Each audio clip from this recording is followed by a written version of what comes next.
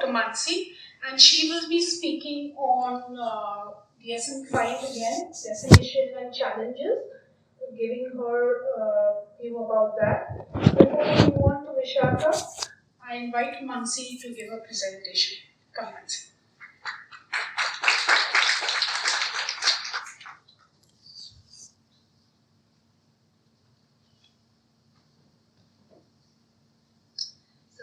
Good morning, everyone. My name is Mansi Somaya, and I'm a psychiatrist at Nair Hospital in the School Mental Health Clinic and the Learning Disability Clinic. And my topic is specific learning disorder, practical issues in DSM-5. So, the scope of my presentation, one is to let's try and understand how the DSM-5 as a nosological system was created, and what are the differences between the nosological systems that exist and DSM-5, that is the ICD-10 and DSM-5, and the DSM-4 and 5 differences. What are the changes and the practical issues and the consequences of these changes? What looks good and what doesn't? What are the limitations that we can experience while we understand this criteria? And how can we implement this in the Indian scenario, and what are the challenges we face? So how was DSM-5 created? Now, first of all, DSM-5 is a medical manual. It's a nosological system for the assessment and diagnosis of mental health disorders. So the members of the work group were actually given the diagnostic criteria, and through their clinical and research knowledge, they were asked to assess what really works and what doesn't work. So on the basis of research and evidence and the clinical issues, a research plan was developed to investigate these issues, resolve problems using literature reviews and secondary data analysis. A detailed documentation of scientific evidence was collated, and explanatory text plus the tabulated and rated studies was submitted to the review team and the Public Health Committee for review for approval, and this is how this nosological system was created. The DSM-4, which is the earlier version of DSM-4 text revision, definition of learning disorders. Again, now it's called learning disorders in DSM-4-TR, and now it's called specific learning disorders in the DSM-5. They are diagnosed when the individual's achievement on individually administered standardized tests in reading, math, or written language is substantially below that expected for age, schooling, and the level of intelligence. And we further see what are the changes in this definition, in this criterion. Learning problems significantly interfere with academic achievement or activities of daily living that require reading, writing, or mathematical skills. And if sensory deficit is present, the reading, writing, or math difficulties are in excess of those usually associated with it. Now in the DSM-5, the term used is specific learning disorder, and where the difficulties are learning and using academic skills indicated by the presence of one of the following that have persisted for at least 6 months, despite the provision of giving interventions to target the difficulties. And the difficulties which are enlisted are the slow, inaccurate, effortful reading, difficulty understanding what has been read, in spelling, in written expression, in mastering number sense, number facts, and calculations with math reasoning. Alongside that, affected academic skills are substantially and quantifiably below the expected for the individual's chronological age, so at least 1.5 standard deviation below the population mean for age, and wherein a significant interference with academic or occupational performance or with activities of daily living, which is confirmed by standardized achievement measures and comprehensive clinical assessment. These learning difficulties start at school years, however, they may not manifest till academic demands exceed individual capacities. And they are not accounted for other factors like intellectual disability, uncorrected visual or auditory acuity has to be ruled out, mental or neurological disorder, any lack of proficiency in the language of academic instruction, or inadequate educational instruction. And this, it follows a more holistic kind of an assessment, because we look at the history, we look at the school records, and a psychoeducational assessment is performed. And alongside that, there is a very detailed report in regards to the academic domains and sub-skills impairment, which are mentioned as specifiers and sub-skills instead of grouping them as subtypes, which was there in the DSM-4 previously. And it includes with impairment in reading, word reading accuracy, the reading rate, accuracy and fluency. And impairment in written expression would include spelling accuracy, grammar and punctuation accuracy, clarity or organization of written expression. With impairment in maths would include number sense, memorization of arithmetic facts, fluent calculation and reasoning. Alongside that, depending upon the level of support that the individual needs for academic performance and functioning, we need to specify the current severity as per the DSM-5. Which would include mild, where there are some difficulties in one or two academic domains, which is just mild enough and it can be compensated, or the child functions well with some support services, especially during school years. In moderate, there are marked difficulties where more than one academic skills is involved, and it's unlikely that the child will become proficient without giving an intensive training and intervention during school years, accommodations and supportive services in school and at home so that the child can complete activities accurately. The severe category, the severe specifier rather, is severe difficulties where several academic domains are involved and the child is unlikely to become proficient without an ongoing intensive intervention in most of the school years, and despite accommodation and supportive services in school and home settings, he or she is not able to complete activities accurately. So let's try and understand what is different between the two systems, the DSM-4 and the DSM-5. If you look at the DSM-4, a separate criteria for all the three disorders as subtypes, that is reading, writing and math. But in the DSM-5, the criteria established for specific learning disorders, it's like one big broad category, one overarching category, and it is separated in coding as reading, writing and math as specifiers. In the DSM-4, the time frame is not included, but here in the DSM-5, 6 months of symptom persistence is a defined criteria. In the DSM-4, there is a less coverage on and specificity when it comes to the clinical aspect and evaluation. However, in the DSM-5, they are more descriptive in terms of the clinical indicators in the criterion A. The DSM-4 has no mention in regards to intervention. However, the DSM-5 has a large focus on intervention as part of the diagnostic criteria. The DSM-4 had no higher age distinction. So, but the DSM-5 for children and adolescents who come after 17 years of age, clinical records and clinical history is documented, and it has a specific focus in the diagnostic criteria. In the DSM-4, the quantification of severity and the levels of support and assessment is not very important. However, the recent nosological system of DSM-5 includes severity as a specifier in the form of mild, moderate and severe.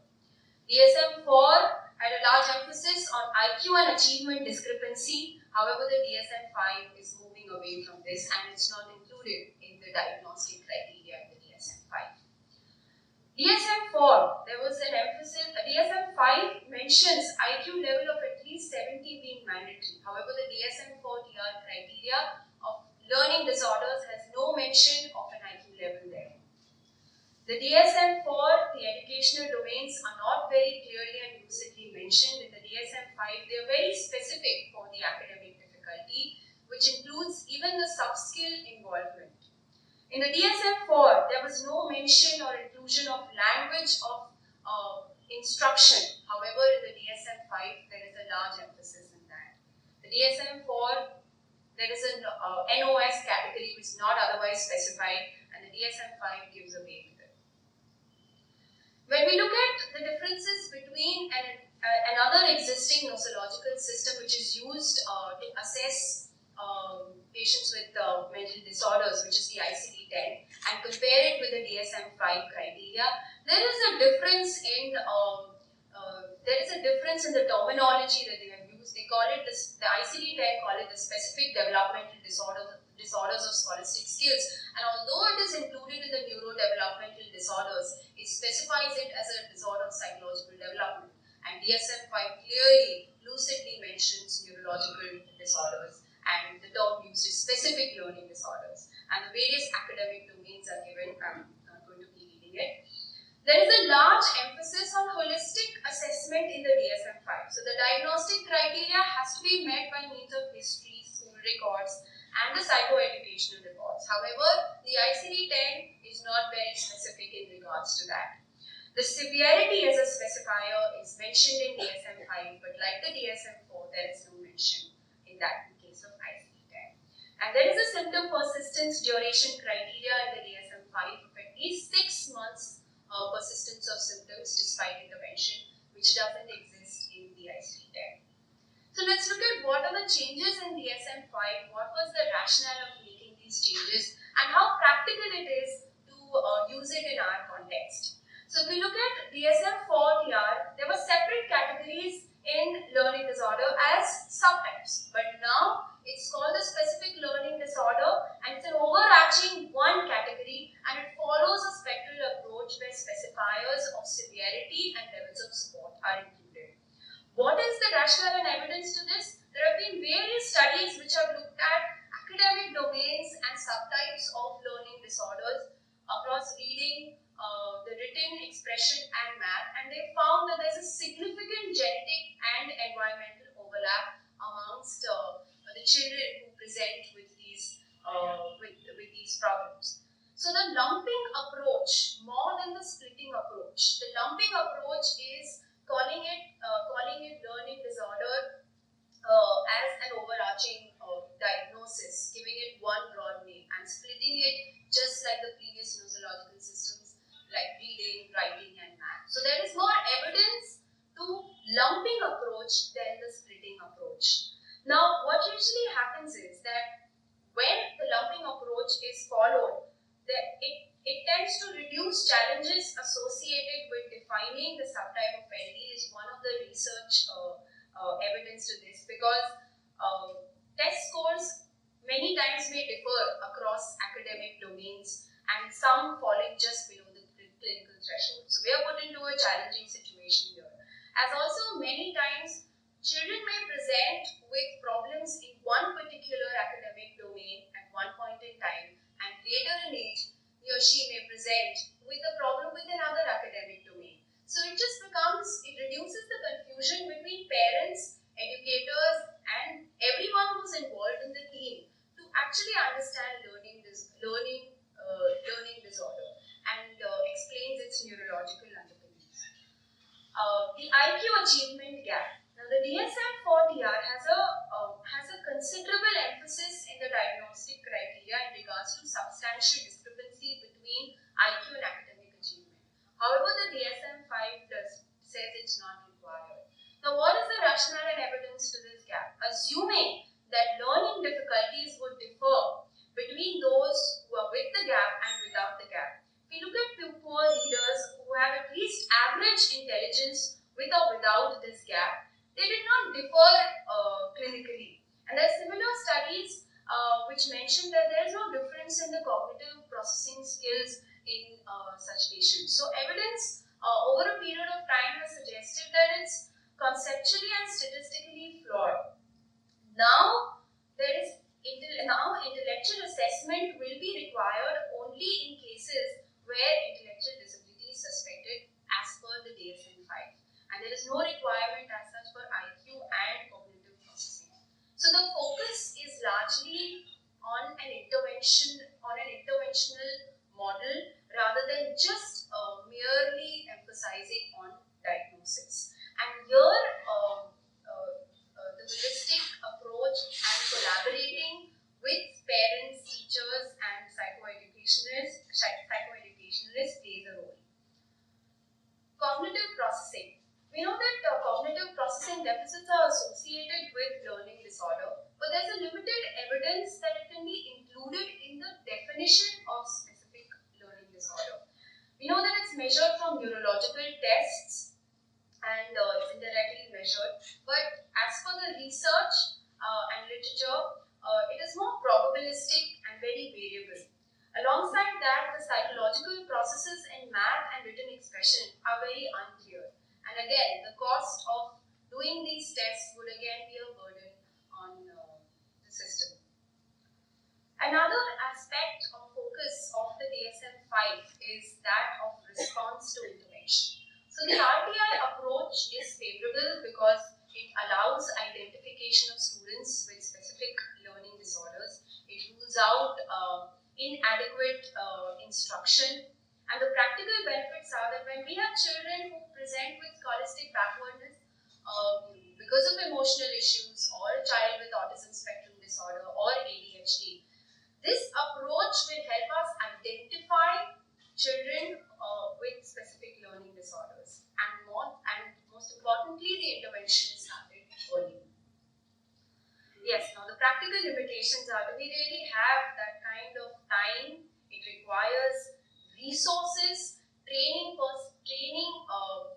psychologists, psychoeducationalists to do that. What about children who present in the higher grades, like the 9th and the 10th standard students who are referred very late? In that case, is it really feasible to wait so much time and then subject them to the test for learning disability? Alongside that, evidence-based instructions for various academic domains, particularly in math, written expression, reading comprehension, especially for adolescents, is unclear and we don't know about the efficacy. Again, the cutoffs for response and no response are not established. Another emphasis in the DSM-5 is the evidence of symptom persistence and the use of wider array of data for confirming and quantifying low academic achievement. This enables closer collaboration between educators, clinicians, and parents, because it allows a more broader assessment, including the school records, the academic portfolios, instructional history, the psychoeducational and clinical assessment which is performed. The symptom persistence as a diagnostic criteria is actually included in other disorders like ADHD and oppositional defiant disorder and other mental health disorders like schizophrenia. But it's not included in the diagnostic criteria for LD in the previous version of DSM. Alongside that, SLD in mathematics, it typically requires evidence of persisting difficulties over 2 years is one of the research findings, and such a requirement can really pose a challenge whether we can include this as a part of our system.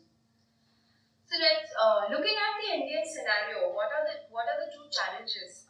Till a reliable alternative is found, the IQ achievement discrepancy, the gap, are we still going to be following it, or are we going to substitute it with something else?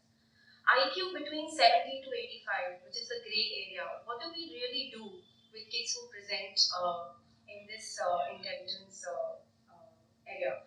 No mention of the kind of errors in this system.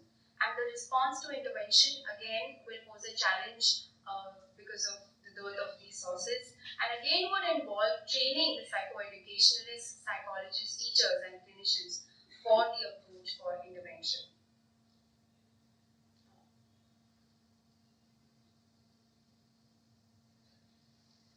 So, we look at a potential change where we can propose a model for change using and incorporating the DSM-5. An approach can be made to the Sarva Shiksha Abhiyan, which is the education to all movement, which is a government initiative, where they can intervene early, can use interventional modalities early, and in case of failure of these interventional modalities, can screen such children and refer in early age. But this would involve training right from the grassroots level up to the top, and obviously involve an impact in a lot of policy changes. And again, the training involved with the different personnel who are involved. So, DSM a broad influence not only on the diagnosis of mental disorders, but also how they are public, healthcare personnel, employers, and those in school and judicial systems, how research agendas are set, and how the public policy for mental health is maintained or changed. Thank you very much.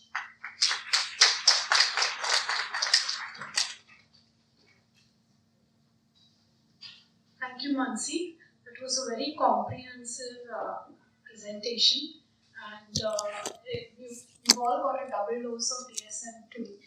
And I hope there are no questions on that any longer. And the challenges, the response to intervention, 6 months, how do we, despite 6 months of intervention, how do we interpret in the Indian scenario persist? And I hope to have certain solutions to that towards the end of the day, or maybe after the session is over. Can we have some kind of solutions to that problems? So I now invite Vishaka Punjwani. She's the clinical psychologist at the PND Center at Sion Hospital, and she'll be talking on the psychological comorbidities that impact testing in clinical practice. Vishaka.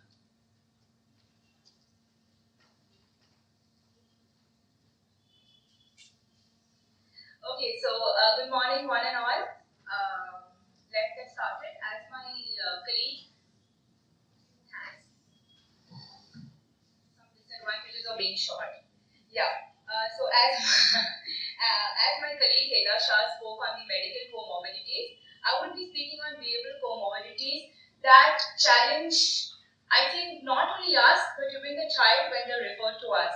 With our own daily schedules and our own family baggage, I think our threshold levels also as professionals has gone down.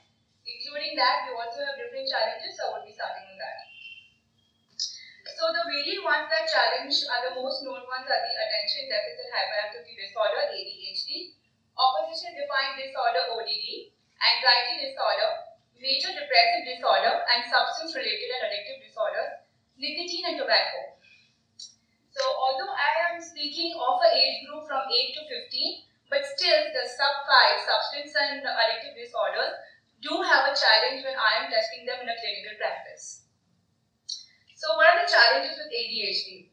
So in the practice, what happens is I'm sitting, I have a patient, squirmy, fails to give close attention, restless, poor sitting tolerance level, easily distracted, fidgety, with hands or legs, excessive talking, and poor listening skills.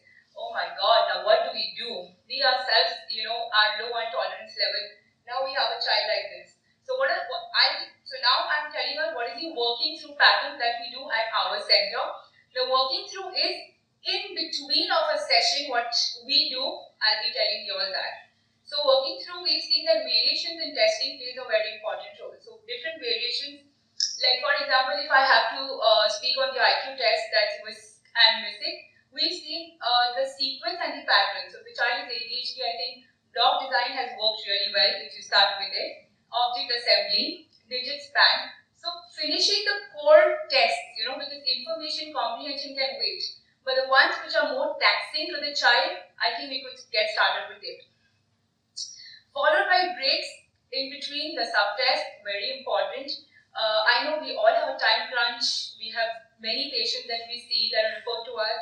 But still, again, in between of the subtest, breaks work wonderful because we've actually seen if someone, on a parallel subtest, I see that he's really off. But then when I'm giving a break, he channelizes his energy by playing something, and when he's back, I see a magnificent result. Following by prompting, just like, okay, listen, I want you to pay attention. They do that. Reducing the number of distractors around. I know we have too many files to sign, plus a lot of stationery around. I think if we keep all of that aside, rather than asking the child to pay attention, I think we can work like that by keeping the stuff away from the desk. And the main important one I have seen is using a stopwatch. I think you're forgetting our traditional ways of using the stopwatch and you're moving on to our gadgets by using a cell phone. I know that's easy for us, but I have seen kids, already he's ADHD, and I have seen kids who are like, oh, you have an iPhone 7, can I see it? Yeah, it becomes distracted again. I agree, that's the easy way out, but I think traditional methods do have a say in it. So that's with ADHD. Challenges with ODD, opposition defiant disorder. They do not want to come to you, trust me. They really don't want to come to you. They are forced, they are brought in, they have cried at home. And what I see is arguing with the examiner for no reason, refuses to comply or cooperate, adamant, closed mouth, deliberate annoyance, spiteful and vindictive. I think more than testing them, they test us. Yeah. Yeah, so working through what I have seen is play behaviors work really well. I know we have different subtests that can be used as play behaviors, but at our center, we have different game boards, board games that we have, and that really gets into a good rapport building technique. Following by avoiding power struggles. I am an examiner, I am a doctor, you listen to me, okay, kid? I think that doesn't work, but because even in school, they get the same thing. I'm a teacher, you got to listen to me. Avoid the power struggle. He's already coming to you with, I don't know what all complaints from the principal and the counseling in the resource room. So avoid the power struggle. It's okay to bend down at times because just trying to get the child, or rather you are going to be child's wavelength. Very important. Give him choices. So I usually do that. Okay, so what do you want to start with? You want to do oral, you want to do written. Give him a choice, no problem. You have to do a test anyway. Why not do it his way? Following by offering rewards. I know chocolates are bad, but I think they work really well. At times, probably any kind of a reward, see through it that it's not like, okay, I'll give you to play a game on my iPhone. No. But chocolates, I think they work really well. And the barter system. So if you help me to get the best out of you, probably I play a game with you. So, the barter system works really well. Following challenges, anxiety. So, we all know how it is. Irritability, being fatigued, anxious, seeking reassurances. Okay, am I doing really well? Because even now, when I'm speaking to you all, in the back of my mind, I am thinking, am I doing really well? I'm presenting it to such a mass population. So, anxiety, good. Sweaty hands, slippery pen grip, heavy breathing, fleeting eye contact at times. So, this is what anxious child looks like, or seems like. When you're doing, again, referring back to IQ I would be speaking on, if I'm giving him a subtest of mazes, I see that he knows how to move his way out, okay? But what happens is he's anxious. We've told him certain directions, he needs to follow it. And I see that he doesn't have a motor problem, okay? But what he is anxious. So I see there is no grip. Then what I see is, his hands are sweating. I actually had a kid, I had to give him tissue papers, and if you see the tissue paper, it was as I've really soaked it into a glass of water, and it was that bad. So we must be able to catch all these rather than just working towards, okay, I just want to know what his IQ is. The one model that we work with is the FEEL model. So it's freeze, empathize, evaluate, and let go. So freeze is basically asking the child to freeze from what he's doing. You tell him, wait. Okay? Empathize, you tell him that I know what you're going through. And I'm sure as we've learned how to empathize, we do know what a child is going through. So project those symptoms to him. Do let him know that, okay, you're feeling all of this and I am aware of. It works well. Evaluate, ask him to weigh what is important. These feelings and these behaviors are going to be there. He is going to be anxious, irrespective. But let him evaluate and let him weigh as to what is more important. And finally, let go. Because kids have this thing, okay, I have understood, now let's start. So as professionals, grab that opportunity, again focus on the main subtest and start working. And the room environment also is very important with these kids. Going to challenges, major depressive disorder. I'm using an umbrella term here, but I'm sure the severity also is considered when we are evaluating such kids and having different challenges. Persistent feeling of sadness. Actually, we do not want to judge anybody on the face value, but at times when you see these kids, they look really sad, really sad. They feel that they don't know what has to be done outside stepping the hospital or when they're getting home. Feelings of hopelessness, pessimism, difficulty remembering, poor response time, derailment is one of the most important parts that we've seen. We think that the child is not responding to us. We think that he doesn't want to, but It's not that. He just deals. If I'm asking him something, he'll connect to something and go, just because he is into a phase where he really doesn't know what he's going through. Lowered self-esteem, etc. Now, working through motivation really, really helps. I know we've all studied this in our text, but what I see is, irrespective of studying, I think the application is where there's a huge gap. We must bridge that. Motivation is one of the core factors, and it does help. Positive reinforcing, encouraging to continue, keep doing the best. Yeah, it's no harm. You'll have to speak more, but encourage him. Tell him that no, what you're doing is right. Encourage him, it works well. Irrespective, boosting the confidence. Tell him that, all right, if you made an error, it's fine, but see the ones which you've correctly done. So this is okay. And last but not the least is challenges, substance-related and addictive disorders, nicotine and tobacco. Yes, I am speaking about a 15-year-old guy, especially the ones who are studying in the hostels, and they have, I don't know how, but they have some ways and means to get through nicotine and tobacco. And what we see is, of course, PHAMAC help is required, but when I was speaking about the working through, it is keeping in mind as a combination of both PHAMAC and non-PHAMAC, or first working through the non-PHAMAC and then seeing what the severity is and then referring it to our parallel departments. So working through with this is pharmacology help that really it was required because he was completely dependent. Individual counseling, I know irrespective, I'm again repeating, lack of time, but I think all of this was required before we actually test him and get his true results on any of the tests. So that was done. Explaining escapism, like are you trying to escape something and hence you want to, just go out and, just bump in a smoke.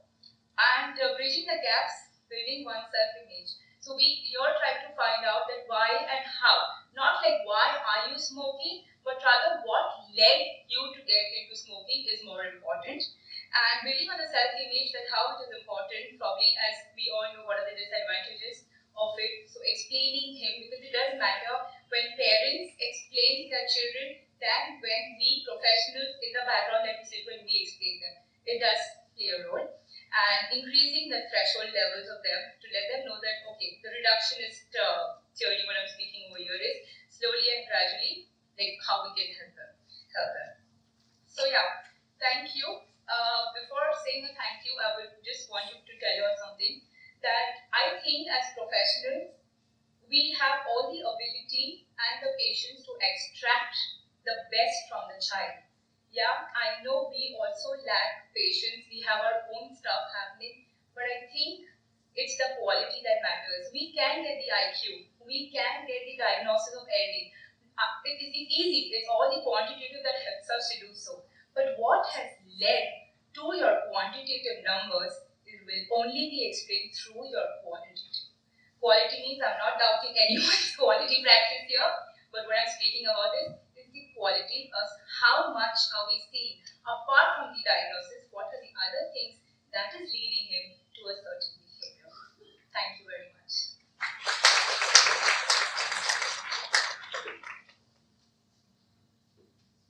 Thank you, Vishaka. As you can see, she's a very passionate psychologist. She's very friendly and very popular with the children.